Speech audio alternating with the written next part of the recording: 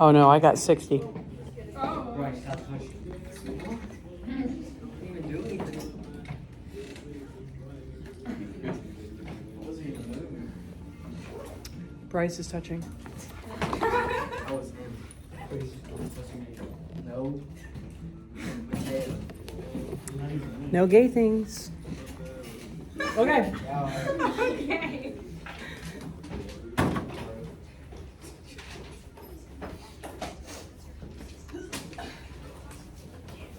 You have to tell Johnny to shh. You gotta make Johnny shh. Hey, we can't see Caitlin. Hey, Bryce, we can't see Caitlin.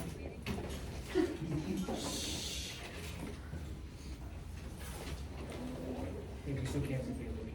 Oh, yeah. This is us? I kind of wanted to cut it out. All right, here we go, students. No touching. We're just all right again. Explain various. New time and gosh. Explain various reactions to existing power structures in the period after 1900. Go ahead. Gotti. What do we have to know about?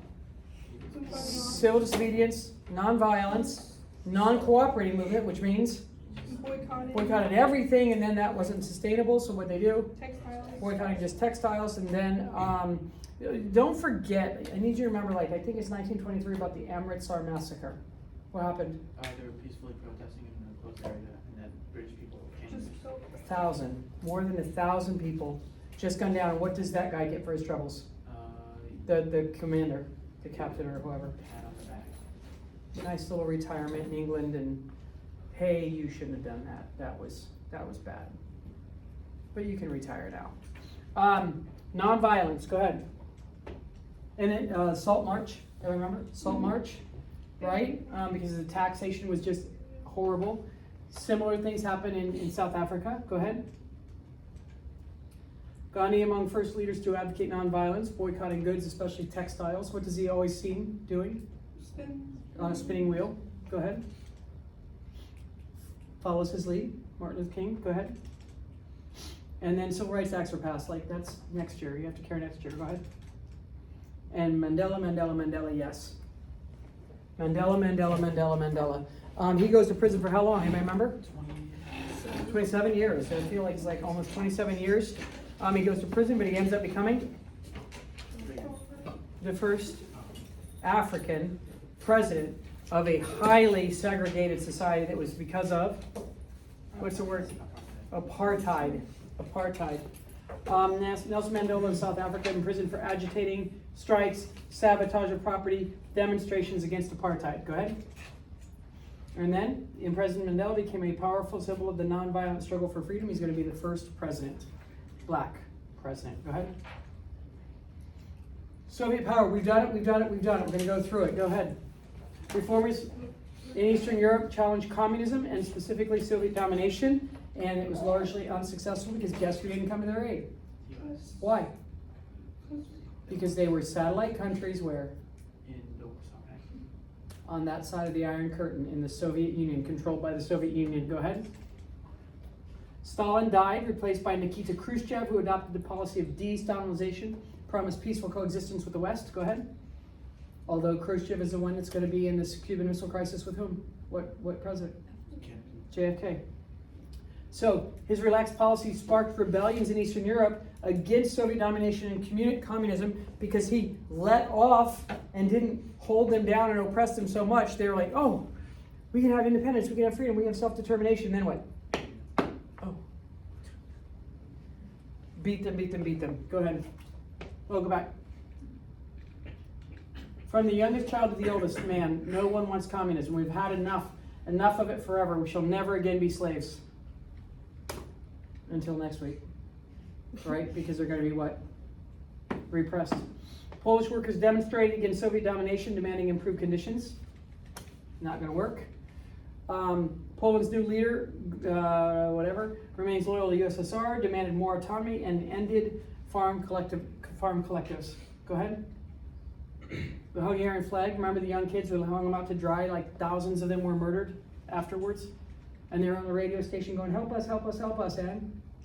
No. Nothing. Hungary's leader announced free elections, demanded Soviet troop withdrawal, and left the Warsaw Pact. Go ahead. Khrushchev sent in the Red Army and crushed them. Many of them were killed. Go ahead. Wait, go back. I saw young students who had nothing of a life under communist and Russian rule die for freedom about which they had only heard from others or from their own hearts. I saw a girl of 14 blow up a Russian tank and grandmothers walk up to Russian cannons. How do they blow up a tank? Probably holding the hand grenade themselves. Who knows that a lot of people have done that in history. Become what? The bomb themselves. Go ahead. And then Brezhnev, this is the bathing suit guy. Brezhnev what? Back like Stalin. Becomes back like Stalin. So the easy way to remember is Lenin was gentle, communism gentle, right? Bolshevik gentle, and then Stalin harsh, and then Khrushchev gentle, and then Brezhnev harsh, and then Gorbachev, who's going to do what? Disband the Soviet Union. Brezhnev came to power in USSR, claiming the right to intervene in any communist country. The Brezhnev Doctrine. Do you understand? It's just like the Truman Doctrine, except what? Any one of those satellite countries, Brezhnev would intervene if he felt compelled. Brezhnev Doctrine. Go ahead. And then Dubček initiated reforms, hoping to create a socialism with a human face. Go ahead. And Brezhnev ordered the tanks to roll in. Always oppressed. Everybody that tried to get freedom in the Soviet satellite states, what? They were repressed. Go ahead. Okay. 1960. Oh, does that say 1968? Okay, good. 1968. Revolt. Most importantly, where? Our anti-war protests are massive because who does Nixon bomb? Cambodia. And that's a problem because who are we supposedly at war with? Vietnam, North Vietnam, and then all of a sudden he's bombing Cambodia. After that happens, massive protests across the United States of America. Go ahead. Always kids. Cold War tensions, escalation of Vietnam War, active civil rights, women's rights, everything. Young people. Go ahead. Demonstrators in Czechoslovakia and Yugoslavia focused on anti-Soviet sentiment and opposition to authoritarian rule. Always young kids. People protested over religious issues in Poland. Communism is anti-communist. And Northern Ireland, a mix of Protestants and Catholics. Go ahead. Demonstrations in Brazil focused on improvements in public education and better treatment of workers. Japanese students protest university financial policies. Go ahead. In France, hundreds of thousands of students demonstrate, resulting in widespread violence when police try to break them up. What about France today? Protests all over. This moment, this day. Go ahead. Just like that. 10 million French workers went on strike.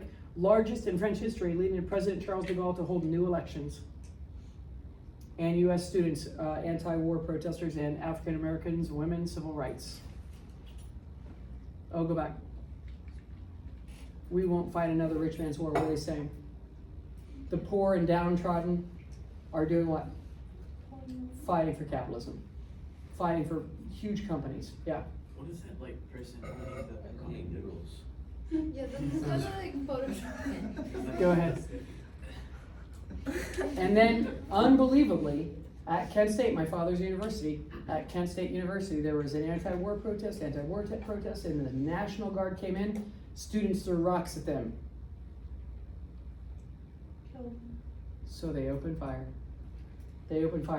Two of the students, simply college students. They weren't protesting or anything. One of them was getting in their car and going home after their class, and another one was just walking to class and they were killed. They weren't even part of the protest. National Guard troops opened up on them. Go ahead. Guess who the United States, most of the population supported? The students or the people that shot them, the National Guard? The National Guard. But weren't they The also National anti-war? Guard. Well, they're following orders. National Guard was sent in by the government. Age of terrorism.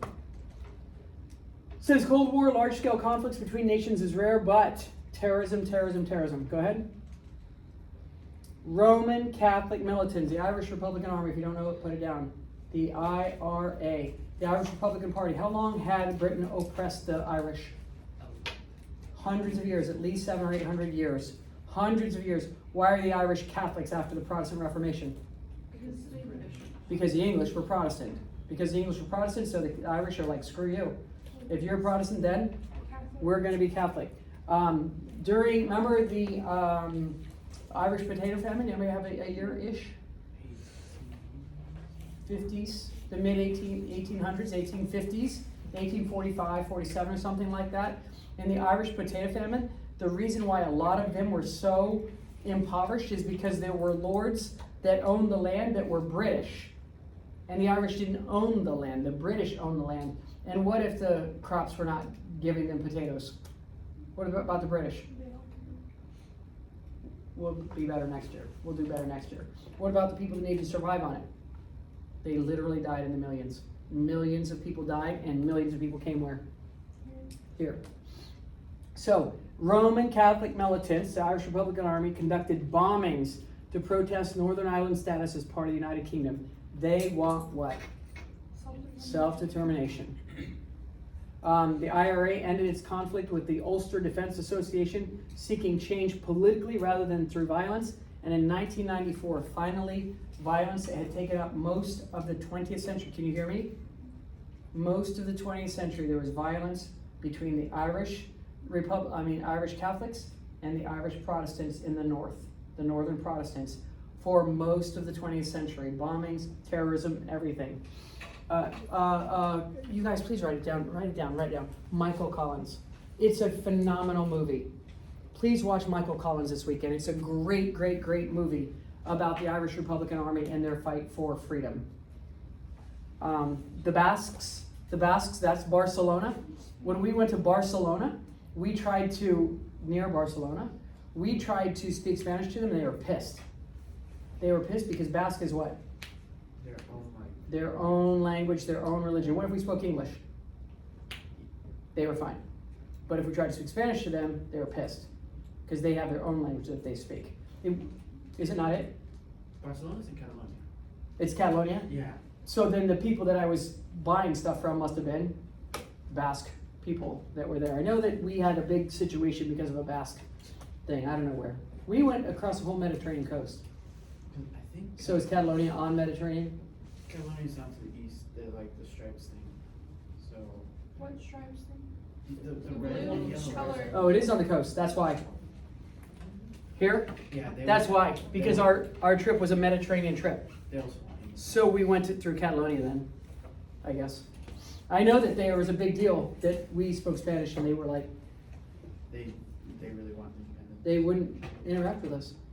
And so we just asked in English and then they were like, okay. Go ahead. So all the people just want what? Them to rule themselves. The ETA have used terrorist bombings to further their cause. Look at that. People have been killed by the ETA separatists. Go ahead. They promised to end violence and seek a political solution to the Basque independence. Go ahead. Still today, people want the independence. Peru, same thing. You guys, it's all the same. What do they want? Independence. It's all the same. Go ahead. Shining Path use bombings and assassinations. What happens if they do that? Then the whole world's opinion, what? Turns against them. Go ahead. And then responsible for 37,000 deaths. 407, baby. Same slide. What? 407. Really? That's crazy. Good job, man. Bye, you two. Let's go and Study!